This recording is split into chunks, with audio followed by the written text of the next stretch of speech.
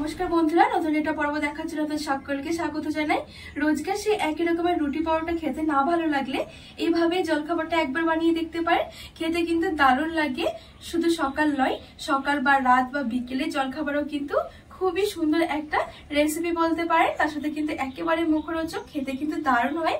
একেবারে কম তেলের মধ্যে কিন্তু রেডি করা হয়ে যাবে, আর বানানো কিন্তু খুবই সহজ, একেবারে সময় লাগবে না। তো বন্ধুরা চলুন আমি খুবই সহজভাবে আপনাদেরকে এই জলখাবারটা তৈরি করে দেখাবো। আশা করছি আপনাদের অনেক পছন্দ হবে। তো পুরো ভিডিওটা শেষ পর্যন্ত দেখার অনুরোধ রইল। তো এখানে আমি নিয়েছি 1 কাপ মতন ময়দা। ময়দার জায়গায় কিন্তু আপনারা আটাও নিতে পারবেন। আর দিয়ে দিচ্ছি স্বাদ মতো লবণ। এবারে ময়দাটা ময়াম করার জন্য আমি এখানে নিয়ে নেব 2 টেবিল চামচের মতন সাদা তেল। এবারে সবকিছু ভালো করে মিশিয়ে নেব। তেলটা দিয়ে ভালো করে ময়দাটা একটু ময়াম করে নেব। তো এখানে আমি একটু সুন্দর করে একটু সময় নিয়ে ময়দাটা ময়াম করে নিয়েছি। ময়দাটা ময়াম করলে হবে কি, আমাদের এই জলখাবারগুলো কিন্তু খুবই খাস্তা হবে, খেতেও কিন্তু অনেক বেশি ভালো লাগবে। আর এই দেখুন আমি ময়দাটা ঠিক এইভাবে ময়াম করে নিয়েছি। চাপ দিলে দেখুন কি সুন্দর জড়ো হয়ে যাচ্ছে, আবারও ভেঙে দিলে সে আগের মতন হয়ে যাচ্ছে। এইভাবে করে ময়দাটা ময়াম করে নিতে হবে। এইবারে অল্প অল্প করে জল দিয়ে আমি একটা ডো তৈরি করে নেবো। এটা এখানে নর্মাল জলে নিয়েছি। আর এই ডোটা কিন্তু একটু শক্ত রাখতে হবে, খুব বেশি নরম নয়।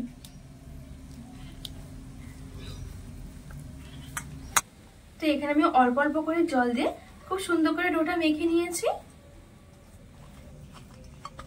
আর এখানে কিন্তু ডোটা আমি খুব বেশি একটা নরম করিনি, এই দেখুন একটু শক্ত রেখেছি। এবারে ঢাকা চাপা দিয়ে আমি এই ডোটা এক সাইডে রেখে দেব। ততক্ষণে আমরা এই জলখাবারের জন্য একটা পুর তৈরি করে নেব। তো পুরের জন্য আমি নিয়েছি কিছুটা আলু কুচি, গাজর কুচি আর বিনস কুচি। যত রকমের সবজি দেবেন তত কিন্তু টেস্ট হবে, নিজের পছন্দ মতন কিন্তু সবজি দেওয়া যাবে। তো এবারে চলুন আমি এবার পুরটা তৈরি করে নেব। এবারে পুরটা তৈরি করার জন্য এখানে একটা কড়াই বসিয়ে দিয়েছি, আর সাথে সামান্য একটু তেল গরম করে নেব। একদমই সামান্য করে দিয়েছি, খুব বেশি দেওয়া লাগবে না। তেলটা যখন হালকা গরম হয়ে যাবে আমি এখানে কিছুটা আদা কুচি নিয়েছি, দিয়ে দিলাম। আর দিয়ে দিচ্ছি কাঁচা লঙ্কা কুচি। হালকা করে একটু নেড়ে চেড়ে ভেজে নেব। যখন খুব সুন্দর একটা গন্ধ বেরোবে তখন দিয়ে দিতে হবে এই সবজিগুলো। তো এখানে আমি এই সবজিগুলো দিয়ে দিচ্ছি।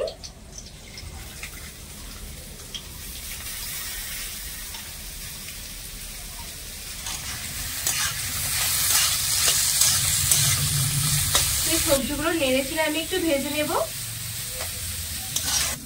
এখানে নেড়েছিলে আমি সবজিগুলো কিছুক্ষণ মতন ভেজে নিয়েছি। এবারে দিয়ে দিচ্ছি সামান্য একটু জিরে গুঁড়ো, আর একদমই সামান্য একটু নিয়েছি গরম মশলার গুঁড়ো।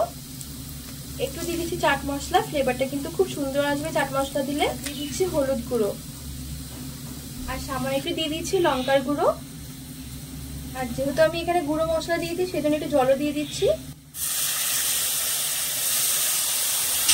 আর সাথে দিয়ে দিচ্ছি স্বাদ মতো লবণ আর একটুখানি স্বাদ মতো চিনি। তো এইবারে মশলাগুলো ভালো করে একটু মিশিয়ে নেব।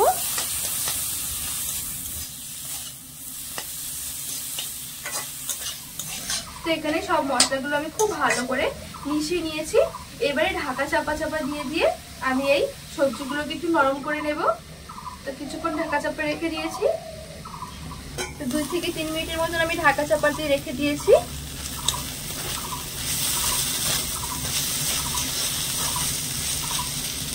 আর এখন কিন্তু এই সবজিগুলো আমার খুব সুন্দরভাবে নরম হয়ে গেছে, এই দেখুন।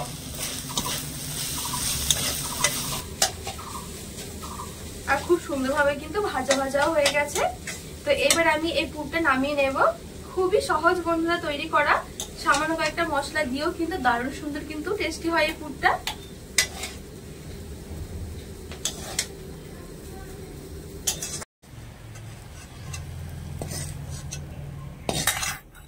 তো এবারে এই পুরটা আমি এক সাইডে রেখে দেবো। আর এইদিকে কিন্তু এই ডোটাও আমার কিছুক্ষণ মতন রেস্ট হয়ে গেছে। এবারে একটু ভালো করে মেখে আমি ছোট ছোট করে লেচি বের করে নেব। খুব বেশি বড় নয়, আবার কিন্তু খুব বেশি একটা ছোটও নয়, লেচিগুলো একটু মিডিয়াম করে হবে।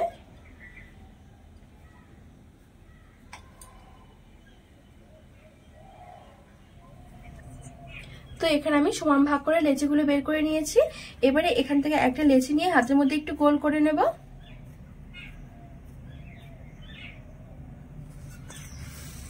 এবারে চাটুর মধ্যে রেখে উপর দিয়ে আমি একটু ময়দা ছড়িয়ে বেলে নেব। আর এইখানে এই রুটিটা কিন্তু একটু লম্বা মতন করে বেলে নিতে হবে।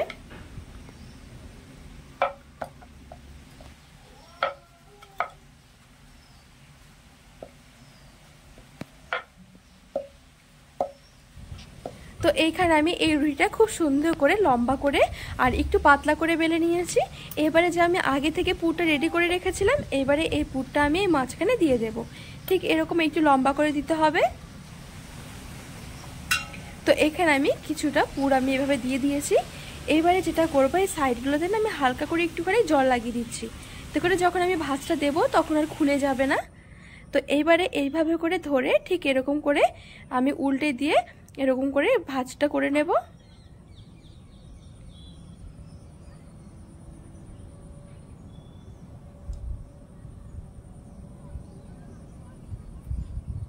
তো এই দেখুন আমি এখানে খুব সুন্দর করে এখানে একটা রোলের মতন করে নিয়েছি। এবারে হাত দিয়ে এরকম করে টেনে একটু লম্বা করে নেব। খুবই সহজ বন্ধুরা তৈরি করা। এভাবে করে তৈরি করলে কিন্তু দেখতেও সুন্দর লাগে বেশ, আর খেতে তো অনেক বেশি ভালো লাগে।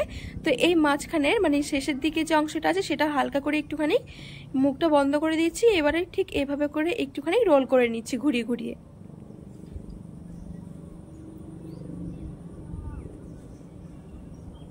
তো এই দেখুন ঠিক এভাবে করে ঘুরিয়ে নিতে হবে। আর এই শেষের অংশটা এভাবে করে চেপে আমি পেছন দিকে লাগিয়ে দিলাম। তো হাত দিয়ে একটু করে চ্যাপটা করে নিচ্ছি। তো এখানে দেখুন এখানে কিন্তু আমার একটা জলখাবার রেডি হয়ে গেছে। আর দেখতেও দেখুন কত সুন্দর হয়েছে।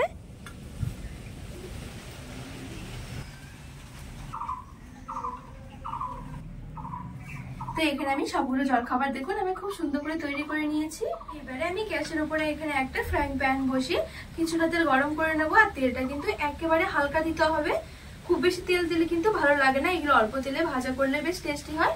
তো এখানে মোটামুটি আমি 3 থেকে 4 টেবিল চামচের মতো তেল দিয়ে একটু ভালো করে গরম করে নেব। তেলটা যখন হালকা গরম হয়ে যাবে তখন আমি এই জলখাবারগুলো যে তৈরি করে রেখেছিলাম এরকম একটা একটা করে দিয়ে দেবো। তো খুব বেশি কিন্তু তেলটা গরম করা যাবে না, আর মানে হালকা মিডিয়াম আছে, মিডিয়াম গরম করে নিতে হবে। তো এরকম আমি সবগুলো খুব সুন্দর করে দিয়ে দিয়েছি। এবারে হালকা আছে একটু সময় নিয়ে ভাজতে হবে, তাহলে কিন্তু ভেতর থেকেও খুব সুন্দরভাবে মুচমুচে হবে, খেতেও অনেক বেশি মজার লাগবে। তো এভাবে করে উল্টে পাল্টে একটু সময় নিয়ে ভাজতে হবে। তো এই দেখুন আমি কিছুক্ষণ মতো ভেজে নিয়েছি, মোটামুটি 2 থেকে 3 মিনিট। আর এখন কিন্তু উপরে খুব সুন্দর একটা কালারও এসেছে। আর এই দেখুন দেখতে বোঝা যাচ্ছে কত সুন্দর মচমচে হয়েছে।